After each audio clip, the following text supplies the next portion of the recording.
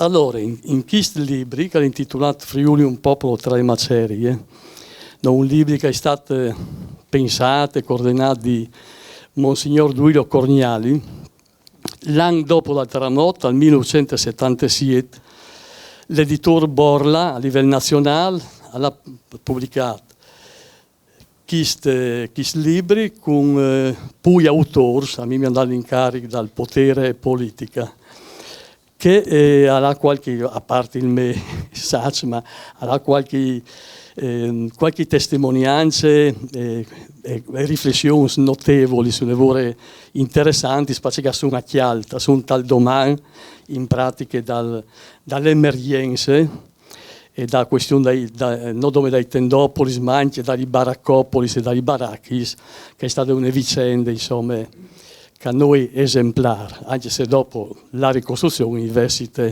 al net di tutti gli errori umani e via discorrendo, al net di tanti limiti, la ricostruzione è stata un'impresa che viene riconosciuta come un modello. L'introduzione a questi libri l'hanno affidata a padre David Maria Turoldo, che fra i tanti robi a un certo punto lei dome gli squatteris che voi non si interessi. Mi diceva un uomo di Osoppo, solo Dio può salvarsi da un disastro simile. E ciò era detto magari tra le bestemmie. Un altro venuto dal Canada a vedere le rovine della sua casa, incontrandomi mi disse, qui una bestemmia ci vuole. E disse, Dio indormidit. E non sapeva di dire un'invocazione ripetuta da molti salmi.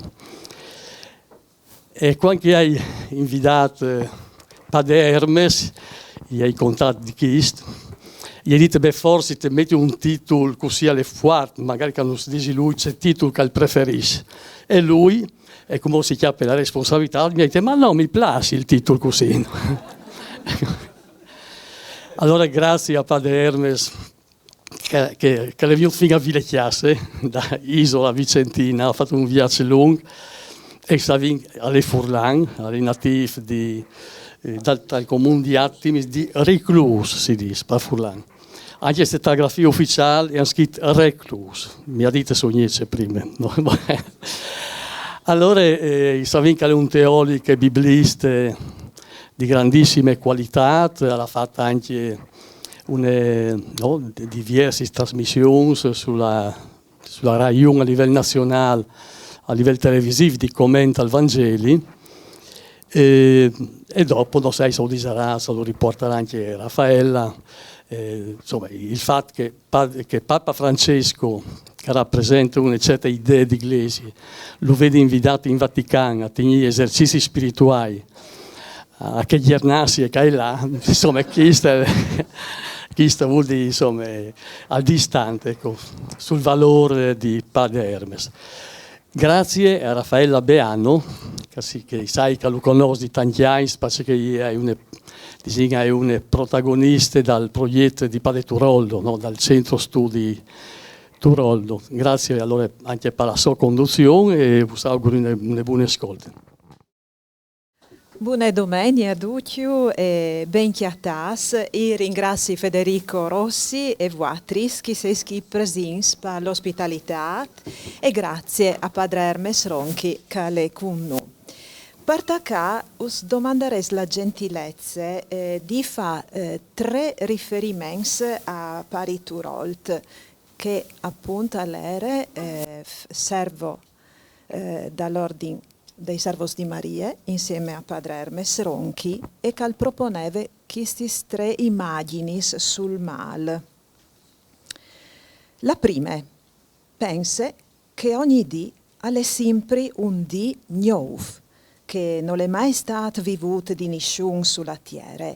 Io penso sempre a queste sorprese. A questo dì mai vivuto di nessuno, né di presidenti, né di re, né di principi, mai di nessuno. Un nuovo dì.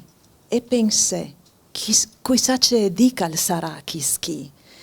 A me, che se di un dì dalla creazione, una vita che attacca di nuovo ogni volta.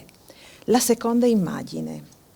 che nos presenta Turoldo mentre era all'ultimo ricovero in ospedale, veramente consumato ormai da quel brutto mal che aveva.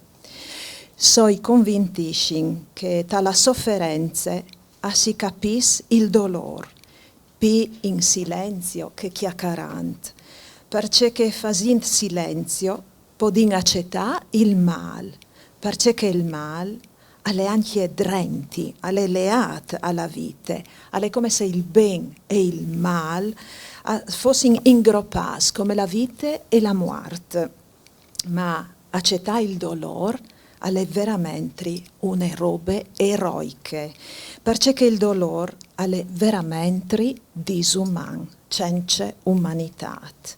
Il terzo passaggio di Turold, Cristo, che è stato al mezzo del mondo, con la sua croce e con la sua sofferenza, che salve il mondo. Anche Chischio sono a spiese di un'enorme positività, perché io sono convinta che la sofferenza non salve. Senza sofferenza non diventeremo cinici, indifferenti, egoisti.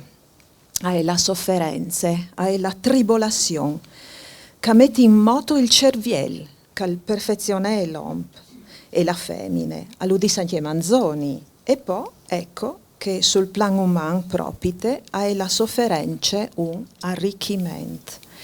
E nonostante questo, resta sempre l'aspetto dal disumano. Quindi è come dici che tu ti perfezioni, tu arrivi alla pienezza della tua umanità, ma tra c'è maniere per vie disumane. Ma allora, qual è la risposta di Dio davanti al dolore dell'uomo, al male dell'umanità? Questo è l'argomento di voi. E il voltin a padre Hermes Ronchi, che l'ha conosciuto padre Turold e che è un noto teologo, hanno detto prima Federico, al VIF a Santa Maria del Cengio, a Isola Vicentina, e lì, insieme a altri fraris e laics, ha una comunità sperimentale, al promuove nuove forme di vita solidale, di accoglienze e cure dalla Chiesa comune. C'è la Chiesa comune, lì che si quel che viene intorno di noi. E si ispira perché sta l'enciclica Laudato Si di Papa Francesco. A lui chiacciador di Frodo dalla Bibbia. Così si descrive da suoi libri, che è di lei. È veramente come una lampada LED, dice, fa tante luce e al salvaguardare l'ambiente.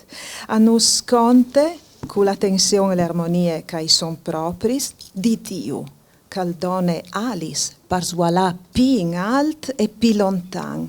A nos offris un po' di riposo all'ansia che viene di cori, alla furia di vivi che non sa chiappas duccio. A nos offris un po' di riposo da che malquintentece fastidi dai nostri scurs, per fin strax di provare tenerezze perché gli altri. I domandi a lui, domando a lei, padre Hermes, che cosa ci sostiene, che cosa ci libera dal male? La bellezza è la forza che fa accarezzare con lo sguardo le persone? E infine, si vive per nascere o per morire? Grazie.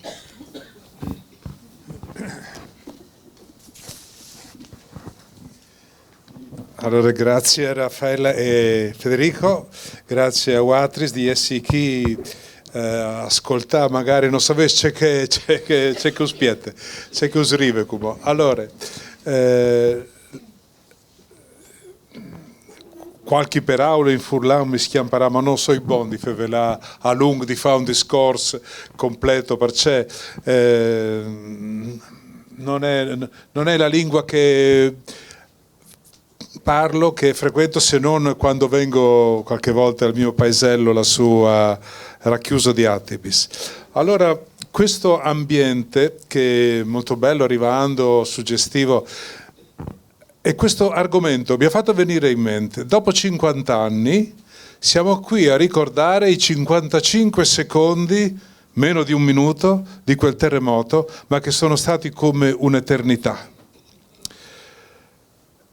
e lo ricordiamo con un titolo, Diu indurmidit, che possono sembrare una bestemmia. Qualcuno potrà dire: ma come ti permetti? No, forse è l'accusa di omissione di soccorso che facciamo a Dio, tutti, omissione di soccorso.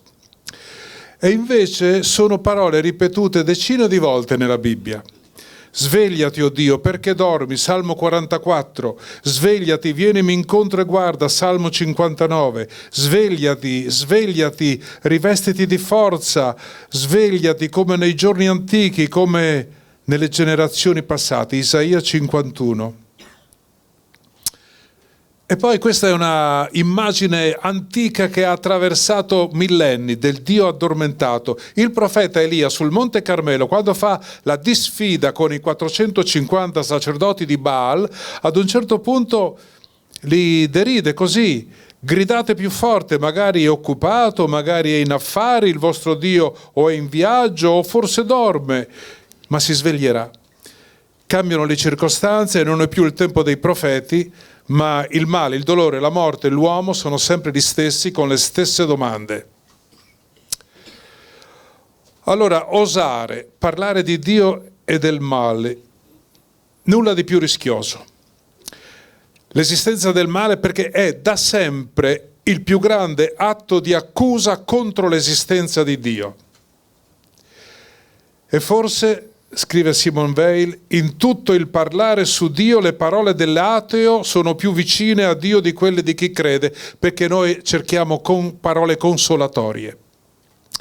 Potreste pensare che io come prete debba fare il tifo per Dio, sia qui a difenderlo dalle contestazioni, e invece no.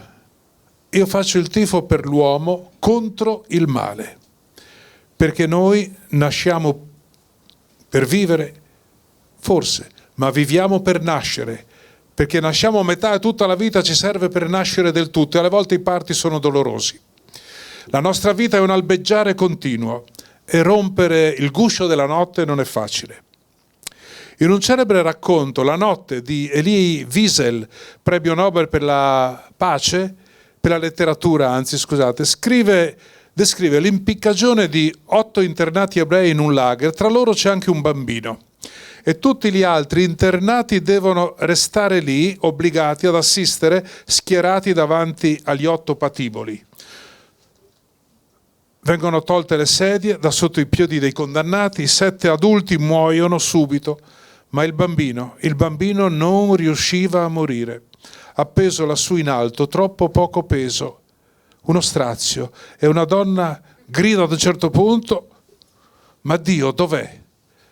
Accanto a lei una voce risponde: non vedi, Dio è lì che muore in quel bambino. Può apparire anche questo una bestemmia, ma è un atto di fede. Dio intreccia il suo respiro con quello del bambino, perché Cristo è ancora crocifisso oggi in tutti i crocifissi della storia. Male, bambino, Dio, ecco, metterli insieme, nulla di più rischioso, una triade esplosiva. Mi viene in mente questo duello a 3, Dio, il male, il bambino innocente. È come un duello, è come un triello. Ricordate la famosa scena conclusiva del film Il buono, il brutto e il cattivo, no? Nel cimitero militare, bellissimo. Bene. L'indiziato, il colpevole, il cattivo e a turno ciascuno dei 3. La colpa è di volta in volta di Dio, del diavolo, dell'uomo, un duello infinito. E la esistenza del male è da sempre la roccia dell'ateismo. Si dice o Dio o il male, lo diciamo tutti in qualche modo. E i pensatori di ogni epoca hanno ripreso il famoso frammento del sapiente greco Epicuro, che alla fine ti lascia disarmato. Dice: se Dio vuole togliere il male dal mondo e non può, vuol dire che non è un vero Dio. Se può toglierlo e non vuole toglierlo, allora vuol dire che ci è ostile e quindi dobbiamo starne alla larga. Se vuole e può toglierlo, come proprio di un Dio, perché allora persiste la notte del male? Mettiamo il nome generico male, il nome specifico terremoto, per ricordare quel momento. E allora pare che non ci sia scappatoia. Se Dio vuole ma non può, se invece può ma non vuole, se alla fine può eliminarlo e vuole eliminarlo perché il male rimane? Quella è la prima domanda che nasce davanti al male. Perché? Perché a noi? Perché a me? Sono peggio degli altri? Cosa ho fatto di male? Invece della domanda c'è o non c'è un Dio, la giusta questione è: in quale Dio io credo? Oggi c'è nelle chiese il Vangelo delle tentazioni di Gesù. Buttati, dice il diavolo, verrà uno stormo di angeli in volo a sostenerti, un volo di angeli paracadute come un parapendio di angeli per portarti a terra. Il maestro risponde: non tentare Dio. Io non credo a questo Dio che tu dici, un Dio magico, un Dio bancomat di grazie, di miracoli, di favori, un Dio mercantile, il Dio del baratto: io ti do tot preghiere, tu mi dai tot grazie. Dio interviene, non dorme, esaudisce sempre, ma attenzione, credo di averlo imparato proprio da padre David, esaudisce sempre, ma non le nostre richieste, le sue promesse, che sono promesse di bene per voi. Io sarò con voi tutti i giorni, fino alla fine del tempo, nessuno vi strapperà dalle mie mani. Nulla mai ci strapperà dalle mani del Signore. Questa è la promessa. Non vivrete a lungo, avrete bella vita, avrete tanti soldi e tanta gioia. Allora, il martire Bonhoeffer, ucciso nel lager di Flossenburg una settimana prima della liberazione, poveretto, proprio alla fine, diceva così: Cristo ci aiuta non in virtù della sua onnipotenza, ma in virtù della sua sofferenza. Solo la croce ha luce sufficiente per intravedere una feritoia dentro le ferite. C'è un proverbio popolare molto diffuso, che forse deriva da un Vangelo capito male, tradotto peggio. C'è un proverbio preso da questa frase: neanche un passero cade a terra senza che Dio lo voglia. L'abbiamo sentito. E traduzione sbagliata, perché la parola del Vangelo dice un'altra cosa: senza che Dio sia coinvolto, cade a terra nel disinteresse di Dio. Il nostro proverbio sbagliato dice: non cade foglia che Dio non voglia.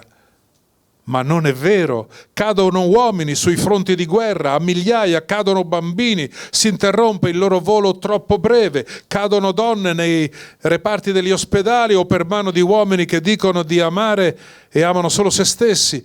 Ma non è volontà di Dio, non è Dio che manda le guerre, che arma di un coltello l'uomo violento.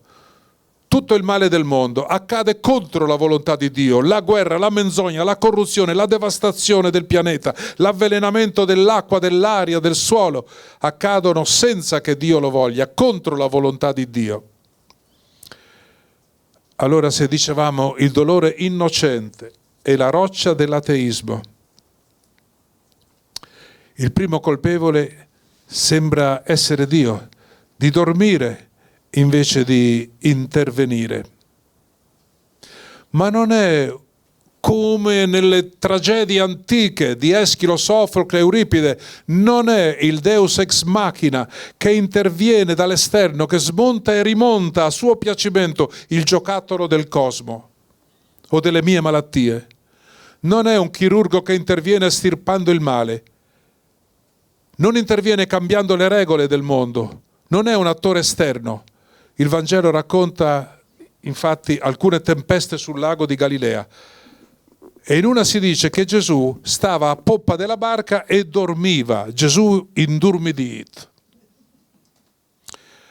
Ai discepoli pareva di essere abbandonati appena si sono alzati il vento e le onde della crisi e delle difficoltà, e oggi il mondo intero ci sembra essere nella tempesta, dove il diritto è del più forte, del più armato, del più aggressivo, del più crudele. Il criterio della forza, dell'arroganza del denaro e delle armi ha sopraffatto il diritto e Dio sembra dormire. Perché non interviene? Perché altrimenti libero gioco a Dio, libertà dell'uomo a Dio. Mentre noi vorremmo che intervenisse subito ai primi segni della tempesta, ma lui è già lì. Dove? È lì come sorgente della forza dei rematori, i 12 rematori della barca che Gesù dorme, e loro continuano a remare e non si arrendono. Lui è nella presa robusta del timoniere che non molla la barra del timone. Lui è nel coraggio condiviso, negli occhi di tutti fissi a oriente, a scrutare quanto manca della notte. Agisce attraverso persone. Dio salva attraverso persone. Qual è la risposta di Dio al male? Sono io, sei tu. Ciascuno di noi può e deve essere la risposta al male del mondo. Non con i miracoli, con un altro modo che vedremo. Allora salva attraverso persone il Signore.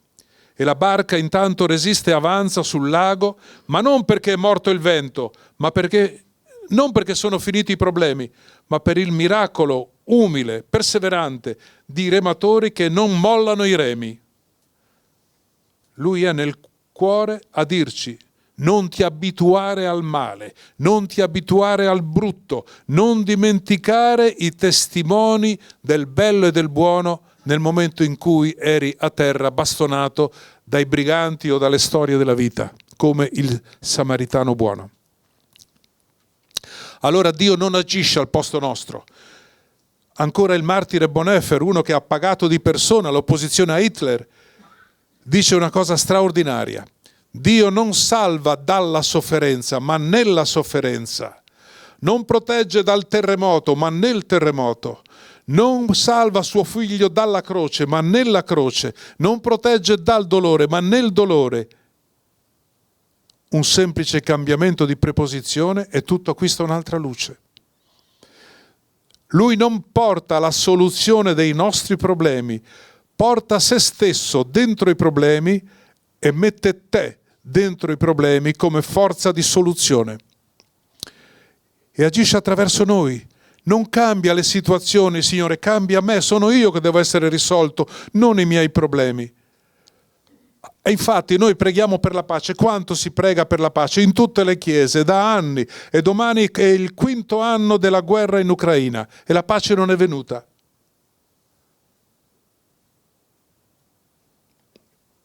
Perché preghiamo? Perché trasformi i carri armati in trattori? Perché le bombe siano trasformate in semente di buon grano? Sono gli uomini che devono cambiare, non le armi. Amatevi, altrimenti vi ucciderete anche a mani nude. Nell'Eneide di Virgilio, questo grande poema, al verso 462, faccio sfoggio, l'ho copiato, citazione copiata, verso 462 del primo libro, sulla bocca di Enea risuonano queste celebri parole, in latino: sunt lacrime rerum. Ci sono lacrime delle cose, le lacrime delle cose. Evoca l'impressione che di fronte a certi eventi, a molti accadimenti, le cose piangono. L'espressione latina è molto drammatica, familiare, radicale, anche difficile da sciogliere. Si potrebbe tradurre così: piange la storia. L'intera storia gronda lacrime. Oppure nulla c'è che non pianga. Piange la storia. Nulla c'è che non pianga. Oppure in friulano: e vai le tiare. Al vai il mont. Pardot un flum di lagrimis. Penso al 6 maggio. Sono espressioni che sottintendono l'evidenza irreparabile della sofferenza delle cose, della storia, degli uomini, del cosmo, che geme e soffre nelle doglie del parto, come scrive l'Apostolo Paolo. Il mondo è un infinito pianto, ma è anche un infinito parto. Un unico grande mistero di ferite, fratture e feritoie, risanamenti. In una delle sue ultime interviste padre Turoldo disse che il dramma della malattia, della sofferenza, della morte è anche il dramma di Dio. In che senso? Ricordiamo il verso di Ungaretti: fa piaga nel cuore di Dio la somma del dolore del mondo. Il dramma è anche di Dio, che non porta la soluzione dei problemi, ma intreccia il suo respiro con il mio respiro. Non è la risposta ai bisogni dell'uomo. Lui dà orizzonti più alti, si intreccia con l'uomo per affrontare in sinergia, noi e lui, insieme. Dice padre Davide ancora: io non ho mai pregato per la mia guarigione, pur sapendo che mi avrebbe condotto alla morte, ma per avere la forza nella valle oscura, per avere un pastore. Perché Dio dovrebbe guarire me e non la madre giovane che ha lo stesso mio male e 2 bambini piccoli? Perché dovrei pregare che la bomba non cada sulla mia casa, allora cadrà sulla casa del vicino? Non può, non deve intervenire, altrimenti libero gioco a Dio, libertà a Dio. E allora il dramma è anche di Dio. Anche Dio è infelice, un titolo che fece scandalo di padre Davide, un suo libro. Dio prima patì, poi si incarnò. Noi siamo abituati a pensare che Gesù si patisce quando si è incarnato. Prima patì, vedendo Adamo povero, prigioniero, oppresso, con la strada sbarrita. Gesù è il pianto di Dio fatto carne. Prima ha provato dolore per il dolore del mondo. E ancora adesso, è il 6 maggio di 50 anni fa, piangeva. Cosa fa Dio? Lo capiamo dal Vangelo di Gesù. Vede, si ferma, si commuove e tocca. Si commuove, dice il Vangelo, tantissime volte. Commuoversi vuol dire compatire, patire insieme, un verbo potente che indica nel greco antico un morso alle viscere, un crampo nello stomaco, un graffio nel cuore, un'unghiata che ti artiglia la carne. Questo provava Gesù.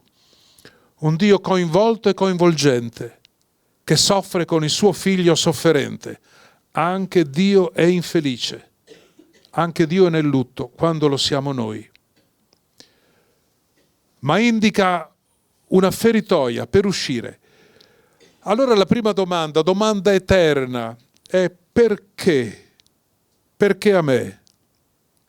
Ma alla fine posso dire di avere capito una sola cosa. Il dolore, la sofferenza non domanda spiegazioni, domanda condivisione.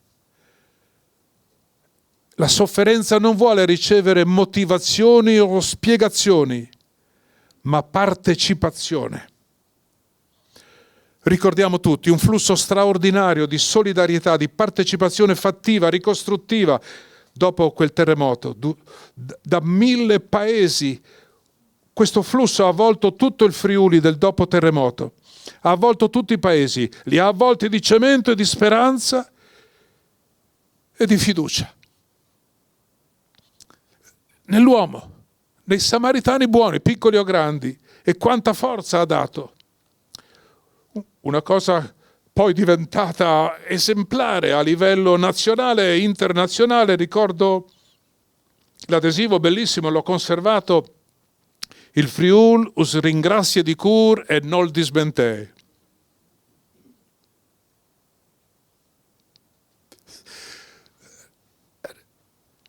Ricordo perfino una conversione di un volontario venuto a lavorare a Attemi. Stavamo nel salone basso dell'asilo che era ancora praticabile e lui diceva: ma io non credo in Dio, io non credo in Dio. Ad un certo punto, dopo aver lavorato 15 giorni, mi fa: sai, dice, ho cambiato idea, adesso ho capito chi è Dio, tu non sei stato capace di spiegarmelo, io l'ho capito. Un vecchio muratore ateo dice: sai chi è Dio? Dio è la malta del cosmo e noi siamo i mattoni.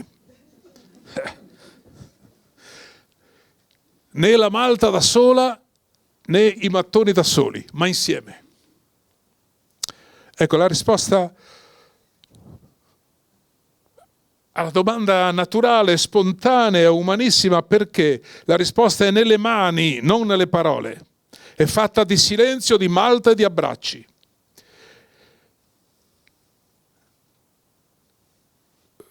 Ho il privilegio di accompagnare dei genitori che hanno perso i figli giovani per un dramma e mi dicono: la gente ci sfugge quando è accaduto quel dramma, sembravano evitarci, avevano tutti paura di noi, avevano paura ad avvicinarsi, forse perché non sanno cosa dire, ma non servivano parole, serviva solo un abbraccio.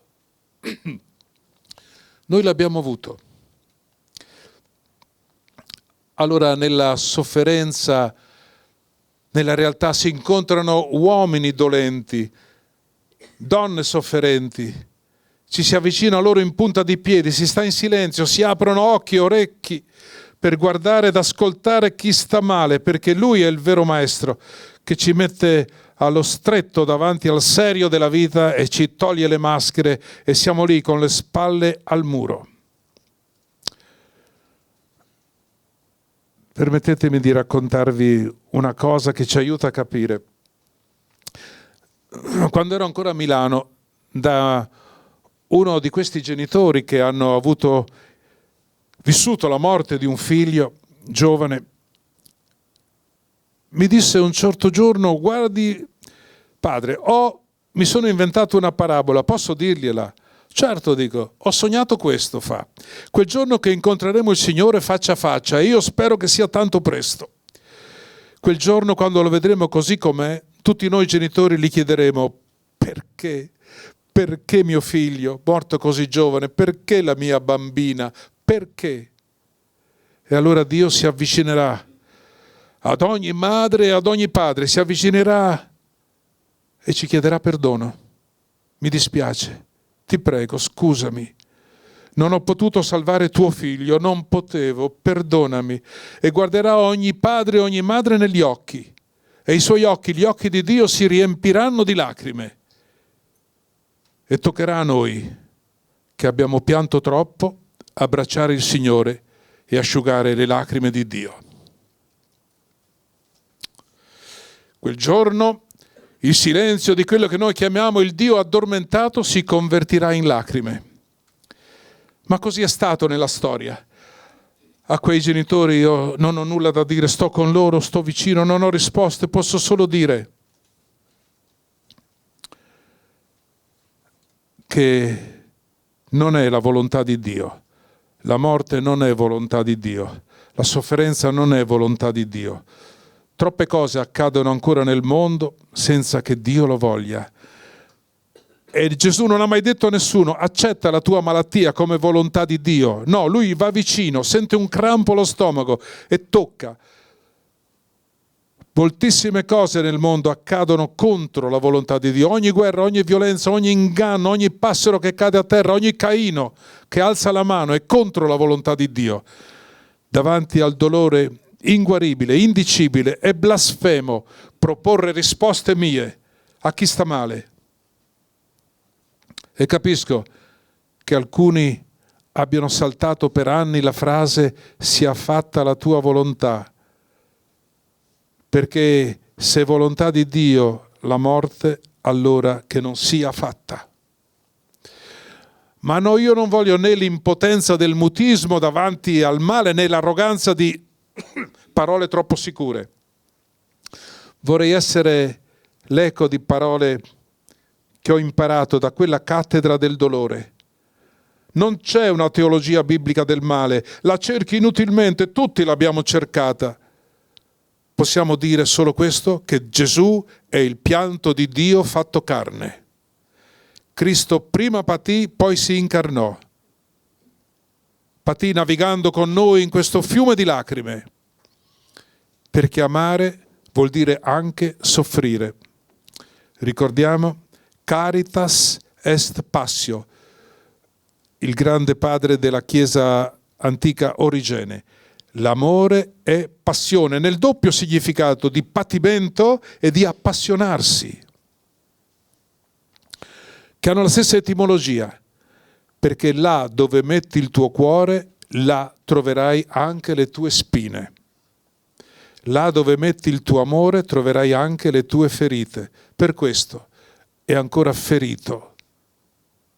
Il cuore dell'uomo è insieme il cuore di Dio. L'amore è passione, nel suo duplice significato di patimento e di forza passionale, per cui anche Dio è infelice, conosce il male del dolore, dove metti il tuo cuore, dove Dio ha messo il suo cuore, siamo noi, lì ha trovato anche le sue spine. Vedete, secondo una tradizione rabbinica, una intuizione, nel giorno in cui Israele uscì dall'Egitto e attraversò il Mar Rosso, Dio impedì ai suoi angeli di far festa quel giorno, perché erano morti troppi egiziani. Troppi suoi figli erano annegati, figli che continuano ad annegare e continua a proibire ai suoi angeli di far festa. Il mondo è un immenso pianto. Al vai el mont. Noi non sappiamo il perché di tanto patire. Non l'abbiamo trovata la spiegazione. E neppure Gesù ha mai detto dove hanno origine, come si spengono le sorgenti delle lacrime. Gesù non si occupa della dottrina, ma dell'uomo.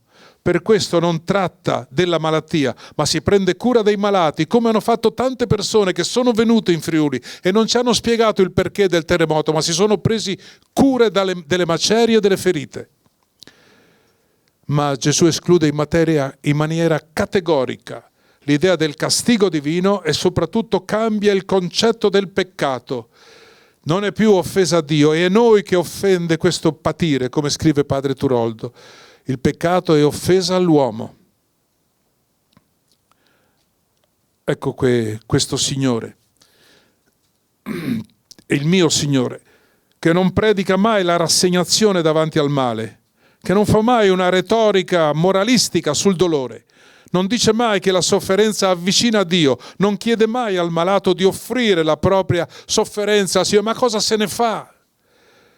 Ma sempre lotta contro il male, libera, cura e cerca di guarire, si commuove, si ferma e tocca e consola. E manda i suoi nel mondo, quando manda i 12, li manda non a fare miracoli, ma a prendersi cura. Così il Vangelo dice letteralmente, non a guarire, ma a prendersi cura, perché ci sono malattie inguaribili, ma nessuna incurabile, nessuna di cui tu non possa prenderti cura. E li mandò nel mondo a prendersi cura delle malattie. E siamo noi. Queste mani, questo cuore, queste parole sono la cura delle malattie del mondo, e davanti alle lacrime non serve elaborare nessuna teoria sul male o su Dio, ma guardare e toccare. Il dolore non vuole spiegazioni, lo ripeto, ma partecipazione, non motivazioni, ma condivisioni e vicinanza. Anzi, a credere qualcosa di straordinario nel Salmo 55, le mie lacrime nell'otre tuo raccogli. Dio biblico è raccoglitore di lacrime, non evita le lacrime, le raccoglie, non è raccoglitore di peccati come stupidamente abbiamo pensato noi. Mette via e conserva per tirarle fuori nell'ultimo giorno non le colpe dell'uomo, per sbattercele in faccia davanti a tutti, ma quando mai? Che idea pagana, che idea eretica di Dio. L'abbiamo ridotto in miseria a frugare nella spazzatura delle vite. Lui guarda le lacrime, le raccoglie ad una, chino su di me, perché neppure una vada perduta. Le conta e le custodisce nella sua anfora. E nell'ultimo giorno la liturgia lo vede intento ancora ad asciugare ogni lacrima dal volto dei suoi figli. Gli archivi di Dio, immensi archivi, non sono pieni dei peccati dell'uomo, ma sono pieni delle lacrime della terra.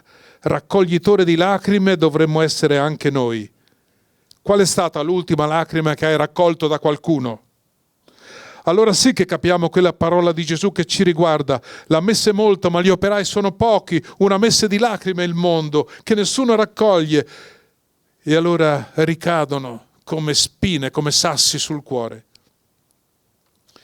Immensi archivi di lacrime sono i tesori di Dio. E le scrivi nel tuo libro, continua il Salmo. Pensate, un inchiostro di lacrime scrive la nostra vita. Ma che cos'è l'inchiostro delle lacrime? Io penso che sia l'inchiostro dell'arcobaleno, perché quando una goccia d'acqua incontra un raggio di luce nascono arcobaleni, e tutti abbiamo visto nascere arcobaleni nelle lacrime di un uomo, di una donna che hanno ritrovato speranza. E allora ecco, l'inchiostro con cui Dio scrive le nostre vite è un inchiostro di arcobalene, di lacrime trapassate dalla luce. Allora concludo. Gli occhi velati di lacrime vanno al cuore delle cose. Vedono più lontano e più a fondo.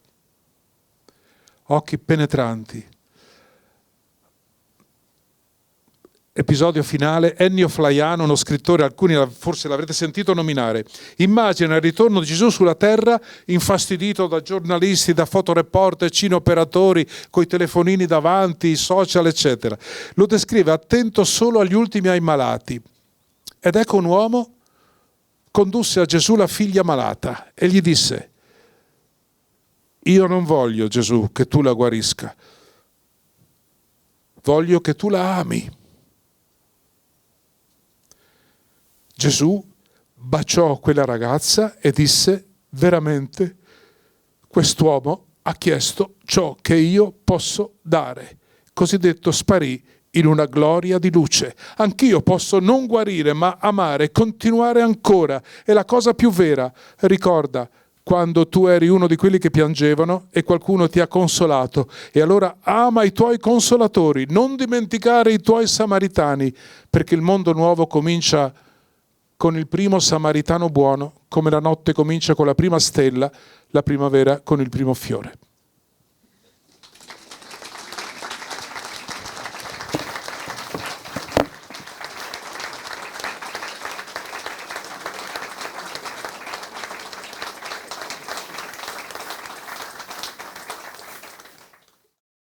È difficile adesso.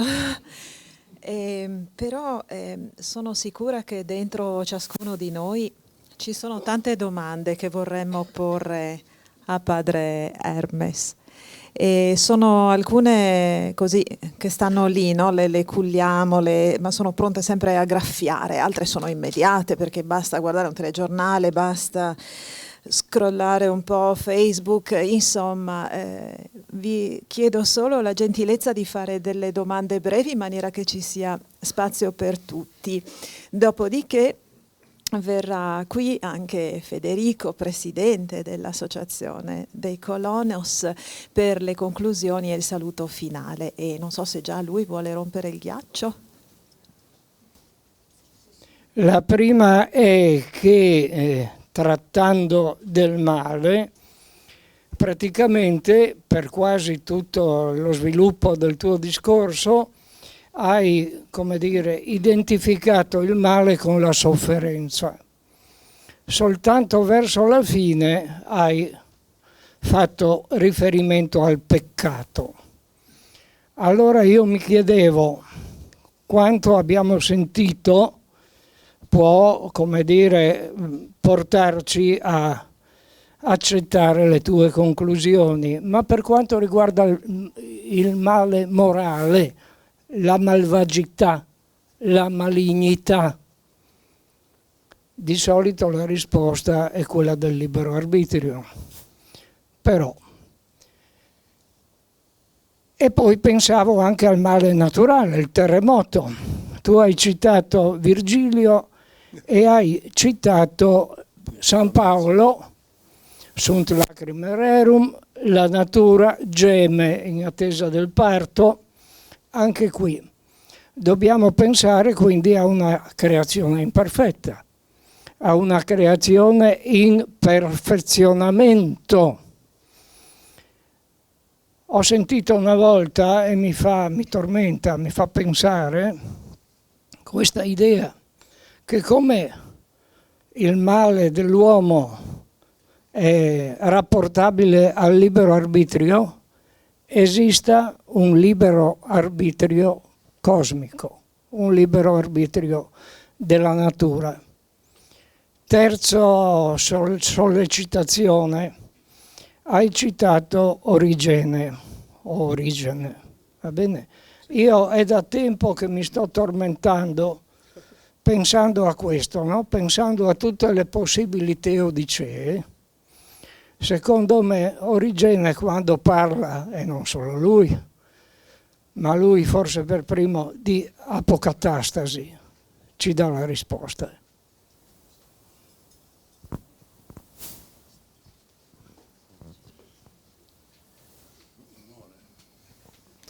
Ma non so, sai, risposta il male morale, quello... io sono sorvolato su questo aspetto perché è un'altra dimensione, ma però ho detto che comunque accade contro la volontà di Dio, tutte le guerre, la violenza, gli inganni, la corruzione è contro, e quindi anche noi, se seguiamo la volontà di Dio, siamo contro queste cose. Dopo comporterebbe un altro genere di riflessioni. Ma a me interessava la sofferenza, perché questo è ciò che abbiamo di più, che ci colpisce tutti, che non lascia nessuno esente, che fustiga e fulmina le vite e poi le trasforma. Quindi è vero, potrebbe essere tutto un altro genere di discorsi. La seconda domanda cos'era? Io dopo è troppo complicato, il nostro professore qua. La seconda domanda era relativa a Virgilio e a Paolo, cioè la natura. Sì. La natura che in questo senso, se geme, se ci sono sunt lacrimae rerum, vuol dire che è una natura imperfetta. Certamente è imperfetta, è perfezionabile. E noi siamo, io te lo dico con un'espressione che è questa, noi siamo creature, diciamo, creature. Cosa vuol dire? Creatura è un termine che sarebbe il participio futuro passivo del verbo creato, creare. Noi siamo in stato di creazione, noi siamo in forma di creazione ancora, quindi siamo nelle mani del vasaio che ci plasma, siamo nelle mani del grande architetto che erige col nostro contributo la malta, e noi siamo i mattoni, erige, tiene su, ecco. Quindi certamente la perfezione non c'è nella creazione. La creazione è in cammino, faticoso, alle volte con traumi, con cadute, ma come la nostra stessa vita. Quindi abbiamo davanti, siamo creature, cioè nelle mani di Dio che plasma, lavora, continua. Dico alle volte un grande biblista milanese, Silvano Fausti, diceva: io salvo con le unghie e coi denti la mia giornata in montagna, un giorno alla settimana in montagna. Ma Dio, cosa vai a fare invece di studiare, di scrivere, di predicare? Dice: vado a fare la creatura, vado a farmi lavorare da Dio e dalla creazione. Ecco, sciogli, abbandoni le corazze, le difese e vai a fare la creatura, perché siamo in evoluzione. Beh, comunque Teilhard de Chardin ha insegnato una cosa magnifica su questo tema e andiamo su altre dimensioni, poi ecco. L'apocatastasi.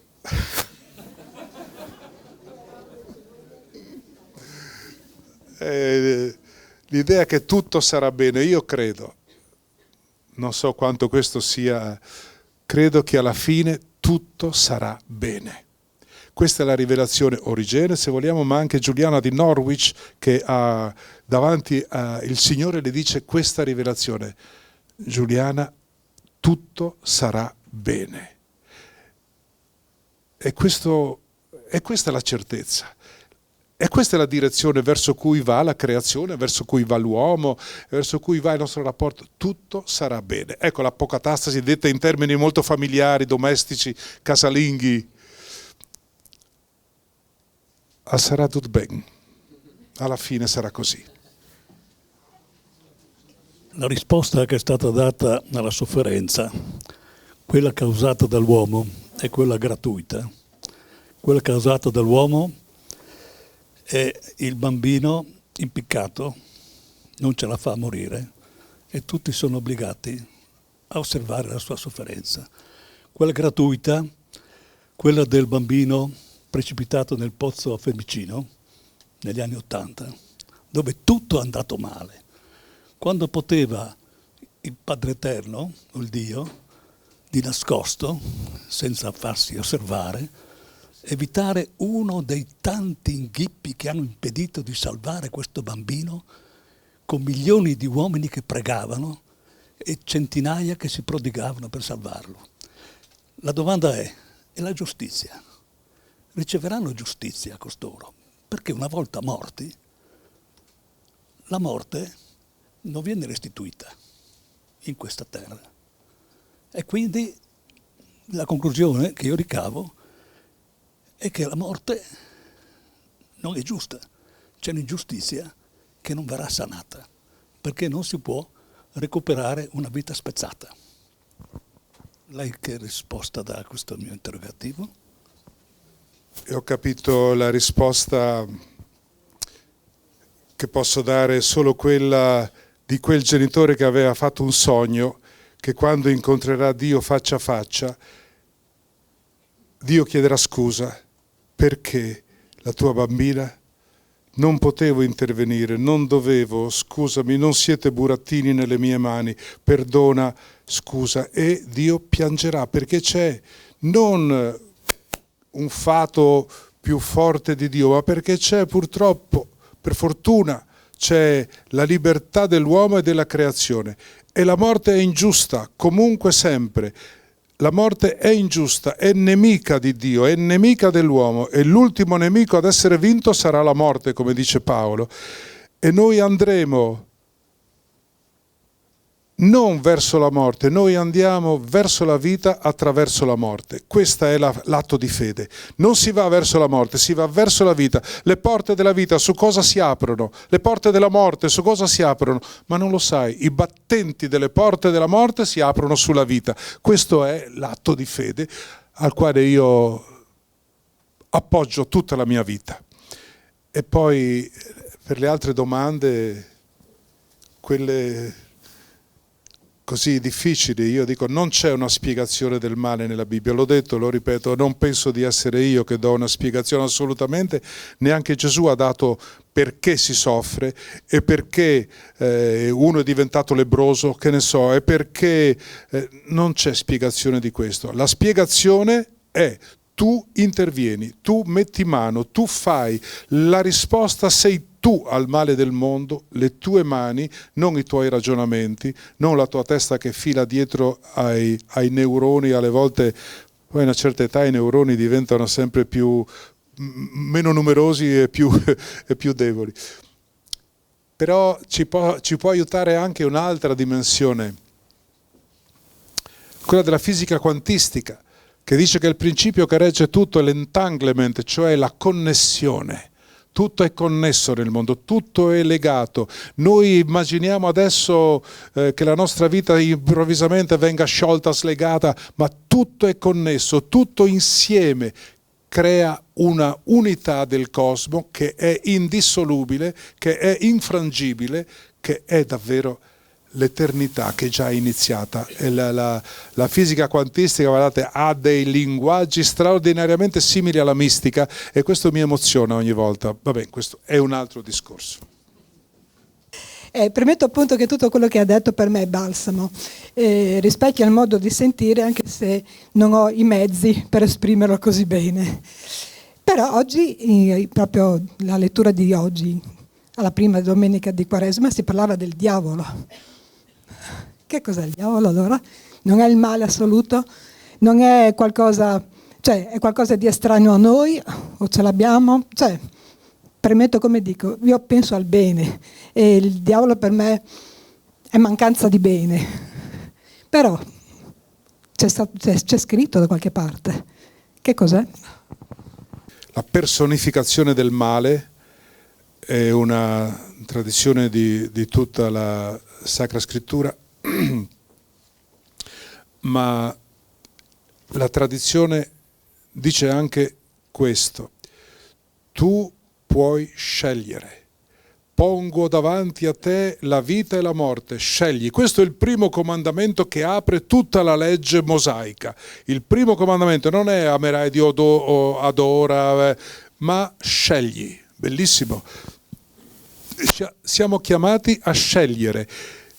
Noi siamo quello che scegliamo. Se non scegli non diventi libero, non diventi adulto, non diventi uomo.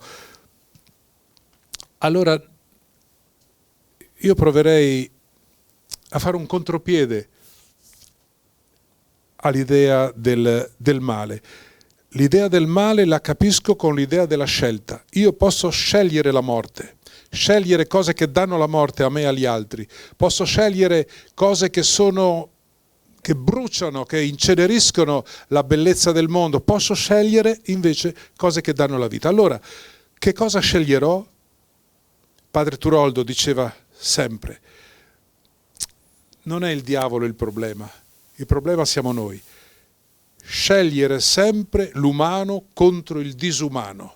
Questo è il criterio etico fondamentale, questo è il principio, il paradigma di fondo di ogni nostra scelta. Cos'è la violenza? È umana o disumana? È l'imbroglio, l'inganno? Cos'è, umano o disumano? Scegliere sempre l'umano contro il disumano. E allora questo ci libererà dal male, progressivamente, perché ci sarà sempre la nostra tendenza a lasciarsi andare, ma il problema non è chi viene a tentarmi, possono essere 1000 i tentatori, ma il problema è la mia scelta. E allora semplifichiamo al massimo. Mi ha aiutato Padre David proprio in questa, per me, espressione fortissima. Il criterio di fondo delle nostre vite, scegliere l'umano contro il disumano. Questo ci porta avanti insieme agli altri. Non contro gli altri, non sopra gli altri, insieme.